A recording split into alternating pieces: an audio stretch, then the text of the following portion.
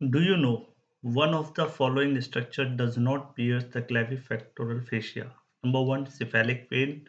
B, thoracoacromial artery. C, medial pectoral nerve.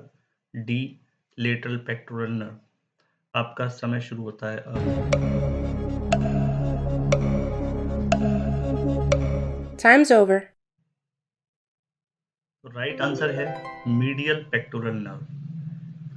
चलिए अब इसका एक्सप्लेनेशन देखते हैं कि मीडियल पेक्टोरल नर्व इसका पियर्स क्यों नहीं करती।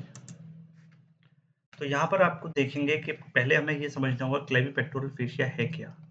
तो बेसिकली ये क्लेविपेक्टोरल फेशिया एक फाइब्रस शीट है जो कवर करके रखती है हमारे पेक्टोरलिस मेजर मसल के नीचे वाला पोर्शन और रिब्स के बीच का स्पेस, राइट। तो it is situated deep to the clavicular portion of the pectoralis major muscle and extend from clavicle above to the axillary fascia below.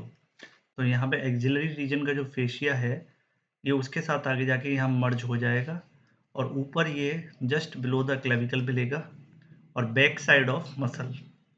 अब इस क्लेविपेक्टोरल फेशिया में एक गैप होता है या कह सकते हैं एक ओपनिंग होती है जिसमें से चार स्ट्रक्चर बाहर की तरफ आते हैं, अंदर से बाहर की तरफ। पहला है आपका लेटरल पेक्टोरल नर्व, दूसरा है आपकी सेफेलिक वेन, थर्ड है आपका थोरैको एक्रोमियल वेसल और फोर्थ है आपकी लिम्फेटिक्स। लिम्फेटिक्स पे भी कौन? एक्सिलरी लिम्फ नोड की एपिकल ग्रुप। कौन सा? एपाइकल ग्रुप जो होगा एक्सिलरी लिम्फ नोड का वो। अब डायग्राम में अगर आप ध्यान से देखेंगे तो यहाँ पर आपको और कंसेप्ट क्लियर हो जाएगा कि ये अगर क्लेविपेक्टोरल फेशिया की ये जो ओपनिंग है इसमें ब्लू कलर से जो स्ट्रक्चर दिख रहा है वो है सेफेलिक वेन। अंदर येलो कलर की जो लाइनिंग्स दिख रही हैं, है ना, अंदर काफ़ी शेडेड एरिया जो दिख रहा है वो है आपकी लेटरल पेक्टोरल नर्व और रेड कलर से जो है वो है थोरैको एक्रोमियल आर्टरी और जो शेडेड एरिया है वाइट कलर का दैट इज क्लेविपेक्टोरल फेशिया।